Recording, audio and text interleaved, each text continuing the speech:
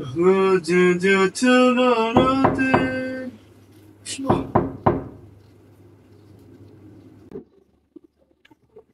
খবর মামা? না, হাতে লাঠি ছোড়া কেন? কি হয়েছে? পিডাবো? আরে আমি কি করছি? না, তোরে না।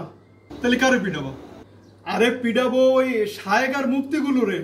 আরে কি বলো এসব? কোন শায়েক আর কোন মুফতি? কেন দেখিস নে ওই ফেসবুকে ওই যে তারাবির নামাজ ৮ না ২০ তাই নিয়ে কিছু শায়েক আর মুফতিরা তারা ওই যে বাহাসে বসবে। এই বাহাসে বসার জায়গা পাচ্ছে না, জিনিস পাচ্ছে না, তারাবি নামাজ নিয়ে বাহাসে বসা লাগবে।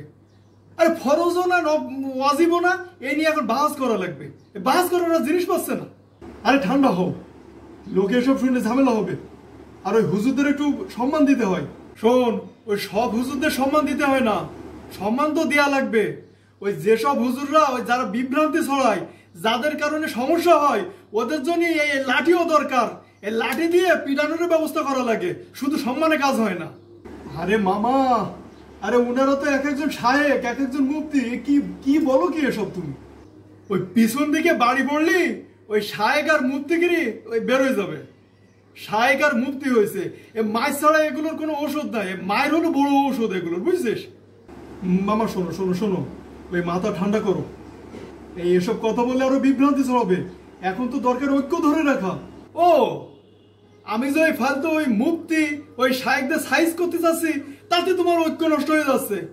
আর ওইসব হুজুররা ওই যে অকারণে একেবারে যেটা জরুরি না, ফরজ না, ওয়াজিব না, সেই তারাবি নামাজ নিয়ে বাহাসে বসার চেষ্টা করতেছে, বাহাস বাহাস খেলা করতেছে, যার কারণে মানুষের মধ্যে বিভেদ তৈরি হচ্ছে।